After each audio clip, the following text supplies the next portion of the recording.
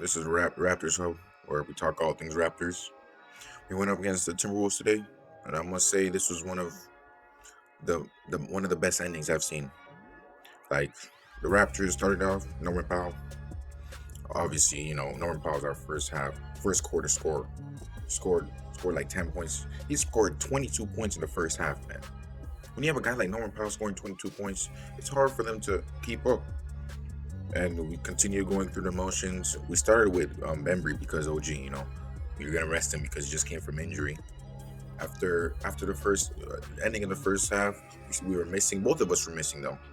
After the third quarter, we were horrible. We were terrible.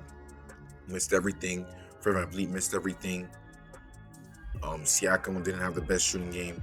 We were just missing, turning the ball over, and then Timberwolves took over. They took advantage of that. Malik Beasley, all those long wing defenders, pause. All of them just played amazing in that third quarter. They were playing great defense. They were running back, and we have and with Boucher starting, he didn't play the most, but they were just destroying us in that third quarter, and we had no answers for them. We tried to play Matt Thomas, Watanabe got dunked on by Anthony Edwards. Patrick McCaw, I don't know why he played Patrick McCaw. Patrick McCaw should never play ever. I'd rather see Paul Watson because Patrick McCaw, as much as Raptors fans like him, he does not give us anything. We have Bembry. Bembry's a way better version of him. We played everyone, and the crazy thing is, without Terrence Davis, his points, we would have had 6 bench points. This is what I keep saying because of the way our team is situated. Norman Powell's playing so good as a starter, but we have no bench points because of that. Like we have 0 bench points. Our guys like Stanley Johnson and Watanabe, both of them don't try to score as much. And when we're injured, you can really see it. We're really thin offensively. Defensively, we're not. But offensively, it's hard. So it's hard to compete. It really is hard to compete because when you think about it, when you're looking at our team and the way we're situated, we played like 12 guys. We almost played our whole entire roster. We couldn't hit a shot. Fred VanVleet shot 4 for 20. He was literally bricking everything. And this is another thing I'm saying. Steady Freddy isn't that steady. He was great defensively, and I kid you not. That's Fred VanVleet, all defensive player. But when you're looking at him and he has these games, of course, back to back, I didn't expect him to shoot that much. But if you're having a bad shooting night, don't shoot 9 threes. Like that 1 3 in the fourth quarter where he pulled up and was the tie game 81-81. That was a ballsy shot. And only if you're shooting the 4 for 20, the only person I want shooting that shot is Kyle Lowry. I don't want Fred VanVleet shooting that. And he was missing literally every layup. Like I've never seen him miss that many layups. And then you had Boucher. Boucher gave us good defense, and it was hard because we didn't know what to do because Carl Towns was just destroying us. Not destroying us, but because he doesn't post up as much. But in the fourth quarter, we were hard trying to find a matchup for him. But then we brought on Stanley Johnson. That's when Stanley Johnson and Terrence Davis finally played. And in that fourth quarter, Terrence Davis is the reason why we won. Terrence Davis and Siakam in that fourth quarter were amazing. Siakam had like 3 blocks in that fourth quarter. He looked like Boucher out there blocking 3-point shots from Lee Beasley, who kept missing in that fourth quarter. Great defense by us. But Siakam is one person that can make 10 points. This was the best 10 points I've ever seen someone score. Most impactful 10 points. Second to Draymond, actually.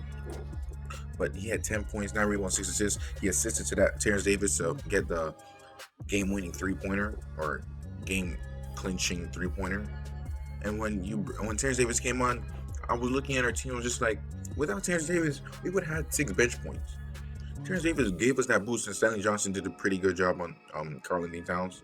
But us as a collective really honed in and tried to play the best defense as we could.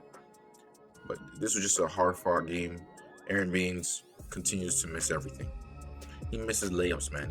He can't be missing so much layups like this, man. And of course, man of the hour, Norman Powell, 31 points, man. He was doing everything out there. He was playing great defense. He wasn't jumping because that's one thing on Powell. Although he's like 27, 28, he does foul a lot, but I think he's gotten better. And I think because he's gotten more playtime, he played the most on our team, and it makes sense because he had 31 points. And we were dealing with a little foul trouble with Chris Boucher, but nothing too severe. This was just a great game. Minnesota, I must admit, They gave us a run for our money. Anthony Edwards makes 7 points look amazing because he could not hit a damn three. But everything else, it just looked cool. I feel like the reason why Minnesota lost that game is because they didn't play Jordan McClellan. I don't think Flip Saunders' son, I think his name's still Flip. I don't think he should have subbed off him for Rubio because Rubio did not play good. He had like some costly turnovers. McClellan was just destroying us, and he should have kept McClellan on. And I'm happy he took him off because he was torching us. And their bench, they had Jake Layman come off the bench and play great for them. Like it doesn't make any sense how randoms were just playing so well for them. But this is a good game because we prevailed without Lowry and OG. We prevailed. We got the job done. And even though it was a low scoring game, we got the job done. And that's all there is to it. Next game we have is Philadelphia.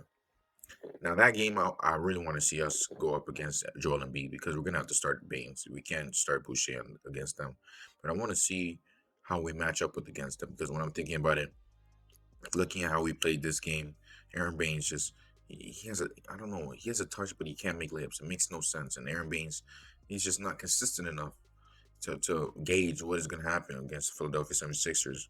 And we need this one because this is now a 3 game win streak. We're 500 now, finally. Can't believe it. We waited almost halfway through the season to become 500. But we're in the playoff push. I think we're like seventh or sixth seed right now.